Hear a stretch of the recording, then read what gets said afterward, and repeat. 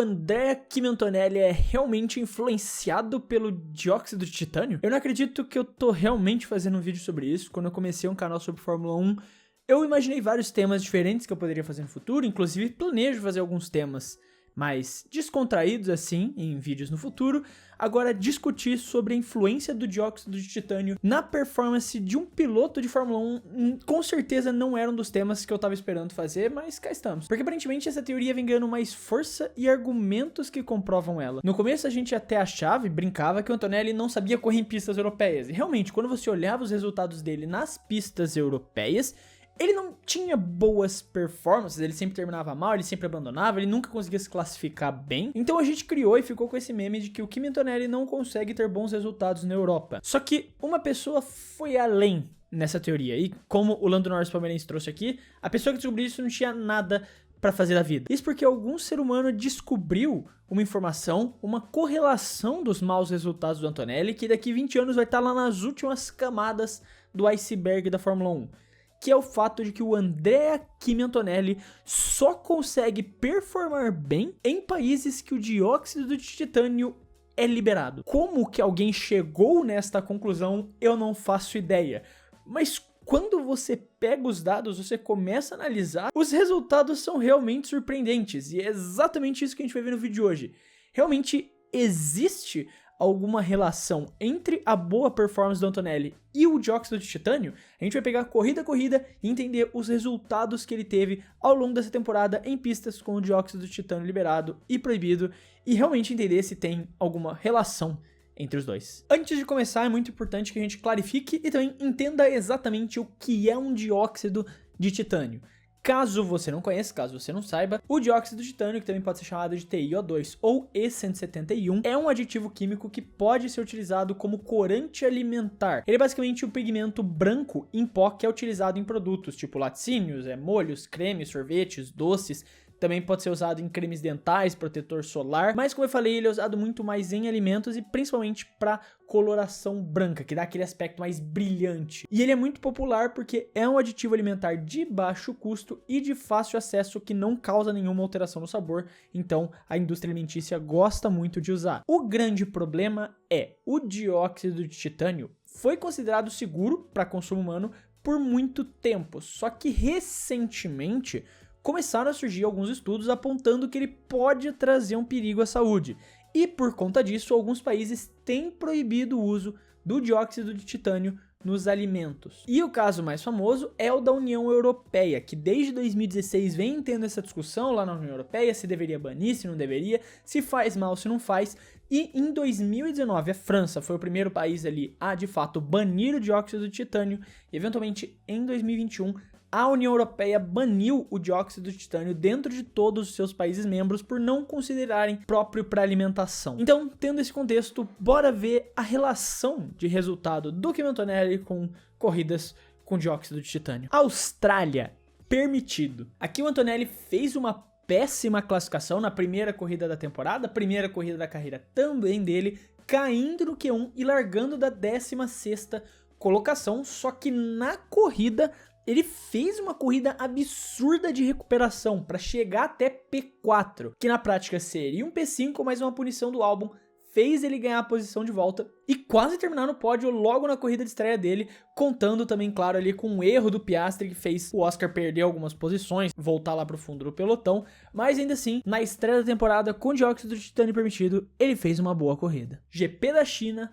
permitido. Foi um final de semana ok, que ele pontuou tanto na sprint quanto na corrida principal, mais uma vez ganhando posição por conta de punição, já que o Leclerc terminou em quinto e o Hamilton em sexto, mas os dois foram desclassificados por motivos diferentes, o que rendeu então 2 posições para ele, porque senão, assim como na sprint, ele teria terminado exatamente na mesma posição que ele largou, contou com a sorte e fez mais alguns pontinhos. GP do Japão, permitido. Aquela corrida infernal que não aconteceu absolutamente nada, ele se classificou bem ali, considerando a Mercedes, ficou uma posição atrás do Russell em 6º lugar, e como era proibido de ultrapassar em Suzuka, fez o que dava ali e terminou na zona de pontuação em P6 também. GP do Bahrein, permitido. Nossa primeira corrida negativa aqui em relação ao Antonelli, e em um país que permite o dióxido de titânio. Ele já começou levando punição de uma posição no grid, no caso aconteceu com as 2 Mercedes, por terem entrado na fast lane lá no pit lane antes do tempo de reinício da classificação ser confirmado. Então ele classifica em P4 e larga de P5. Na primeira volta ele já caiu para sétimo depois de uma briga ali com o Gasly, saiu da pista e foi passado pelo Sainz também. E tava em queda livre na corrida, foi passado pelo Verstappen depois também, por outros carros, já tava lá atrás e durante o safety car no final da corrida fez mais uma parada, caiu para 14º, até conseguiu ganhar umas posiçõezinhas, mas cruzou em 11º lugar, o que no final então não foi uma grande corrida. GP da Arábia Saudita permitido. Na Arábia Saudita ele se classificou em P5, uma posição confortável, e fez uma corrida bem ok. Teve uma disputa de posição ali com o Leclerc, que não deu em nada, e só perdeu uma posição porque o Norris, numa McLaren muito melhor que ele, largou lá de trás e eventualmente chegou e passou. Não tem muito mais o que comentar dessa corrida do Kimi, fez o que podia e só perdeu a posição porque era uma McLaren muito melhor na época. GP de Miami permitido. Final de semana bem confuso, porque ele foi ótimo nas classificações, mas nas corridas tudo que podia dar errado, deu errado pra ele. Primeiro porque ele pegou pole position na sprint, o que foi absurdo, completamente inesperado. Só que na largada, numa pista ali molhada, o pessoal largando de intermediário, uma tentativa de disputar a posição com o Piastri, que jogou ele pra fora da pista, e ele perdeu posição pro Verstappen e pro Norris também. Aí na volta 11 o pessoal começou a parar pra botar os slicks, e quando o Verstappen tava fazendo a parada dele, ele foi liberado antes da hora e bateu no carro do Antonelli ali na pit lane, o que causou alguns danos no carro do Kimi e fez com que ele não conseguisse fazer a parada também, e por isso teve que dar mais uma volta, basicamente pagou um drive-thru e ainda teve dano no carro. No final o Kimi terminou em sétimo, ainda conseguiu fazer 2 pontos, mas bem decepcionante por uma pole position. Depois, mais uma vez, ele fez uma grande classificação, pegou P3 e na largada até ganhou posição, mas eventualmente foi ultrapassado pelo pessoal que estava mais rápido atrás dele, como Norris, Piastri e até pelo Albon, para terminar em P6 no final de semana com grandes classificações e corridas nem tão boas. GP da Emília-Romanha proibido. Aqui é a primeira pista num país que o dióxido de titânio era proibido, e ele teve logo de cara o pior final de semana até aqui. Caiu no Q2 com as Ferraris, e apesar do Virtual Safety Car ter dado uma vantagem e colocado ele de volta nos pontos, bem na corrida de casa do Kimi, que é de casa mesmo porque ele é da região de Imola, a prova terminou com ele abandonando com problemas no carro e sendo ali o primeiro DNF dele na temporada. GP de Mônaco proibido. Aqui começou tudo torto quando no Q1 ele bateu na Nouvelle Chicane, fez tempo para ir pro Q2, mas acabou não conseguindo sair para fazer uma volta no Q2 e acabou largando de P15 então.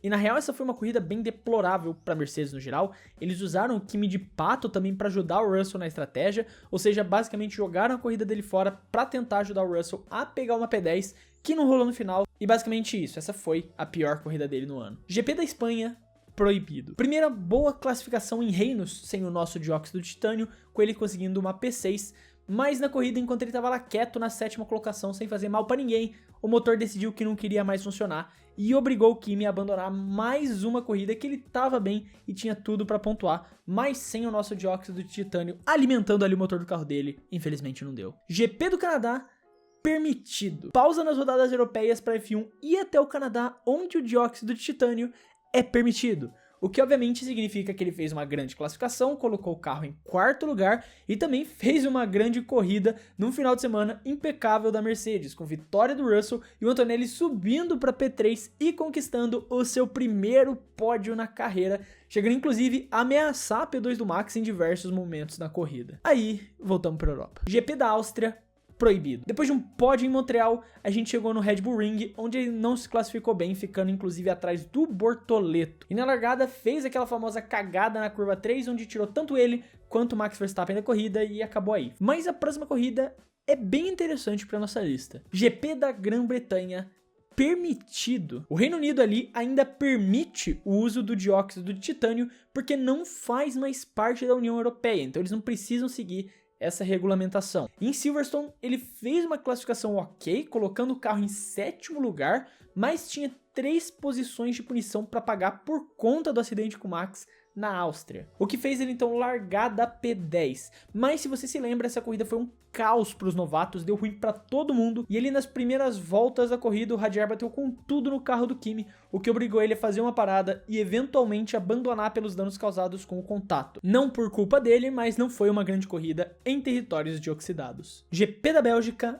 proibido. Se tava ruim com imagina sem. Na sprint, o Antonelli rodou na classificação e destruiu os pneus, o que fez ele cair no SQ1, e na corrida não fez muito mais também, e no final terminou ali em 17º. Na classificação da corrida principal, as coisas não melhoraram muito, caiu no Q1 de novo, ficando em 18º lugar, e daí aproveitou para trocar algumas peças do motor, o que fez ele largar da pit lane, e teve uma corrida completamente apagada. Eventualmente terminou ali em P16, o que coloca essa como uma das piores corridas que ele teve no ano de 2025. GP da Hungria, proibido. Novamente ele não fez uma grande classificação, largando de P15, mas conseguiu, por meio de uma corrida consistente e uma boa estratégia da Mercedes, remar até a 10ª colocação, para fazer o seu primeiro pontinho oficial conquistado em um território europeu e também o primeiro pontinho dele em território com dióxido de titânio. GP da Holanda, proibido. Mais uma rodada europeia, mais uma decepção, com o Kimi caindo no Q2 em P11 a uma posição de passar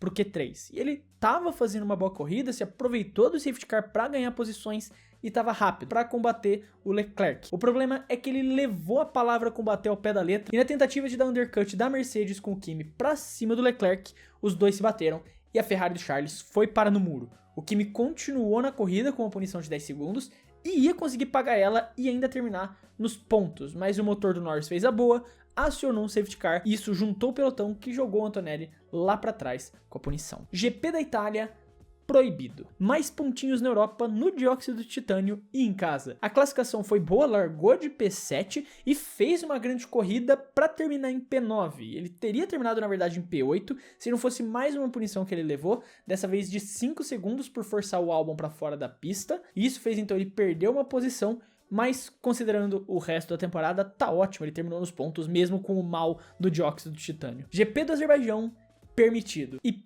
parece piada, bicho. Logo depois de um longo e tenebroso inverno com etapas onde o dióxido não era permitido, chegamos no Azerbaijão, onde o Antonelli simplesmente se classifica em 4º lugar na classificação mais caótica do ano, com as McLarens indo mal, o Sainz pegando P2, o Lawson P3, e numa corrida bem interessante, com o pódio do Sainz, o Antonelli bateu na trave, terminou ali em P4, conseguindo ter uma grande corrida logo na volta às pistas com o nosso dióxido de titânio permitido. GP de Singapura, permitido. De novo, num país em que ele é permitido, o Antonelli vai lá e se classifica muito bem, larga de P4 no final de semana que a Mercedes estava muito forte, e numa corrida que não aconteceu praticamente nada ali, suco de Singapura, o Russell vence, e ele eventualmente foi ultrapassado pela McLaren do Norris, que largou atrás e eventualmente ultrapassou ele, mas ainda assim terminou num sólido P5. Foi mais uma boa prova do Kimi no retorno aos territórios do dióxido de titânio. GP dos Estados Unidos, permitido. Na sprint começou mal, caindo no SQ2 e largando de 11º,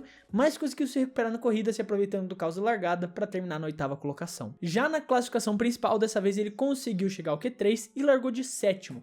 E vinha fazendo uma boa prova, tinha tudo para terminar ali nos pontos, até que o senhor Carlos Sainz foi extremamente confiante para tentar ultrapassar o Kimi no mesmo lugar que o Berman borrou as calças e fez o Antonelli rodar, basicamente destruindo toda a corrida dele e fazendo ele terminar num melancólico P13 para terminar o final de semana. GP do México, permitido. Uma das corridas mais caóticas do ano, teve o Antonelli como protagonista de uma batalha naquela situação com o Berman, de que o Antonelli não conseguiu alcançar o Berman, o Russell lançou todo o podcast no rádio lá, o TED Talk dele pedindo para deixar ultrapassar. O Russell, então, eventualmente passa o Antonelli, tenta alcançar o Berman, não consegue, mas se distancia o suficiente do Antonelli para o Piastri passar tanto ele quanto o Russell, e eventualmente a Mercedes pede para os dois devolverem posição, e por conta disso ele termina na mesma posição que largou, um P6. Então é basicamente isso, das 18 provas que a gente teve agora, 10 foram feitas em países que o dióxido de titânio é permitido, e 8 foram feitas em países que o dióxido de titânio não é permitido.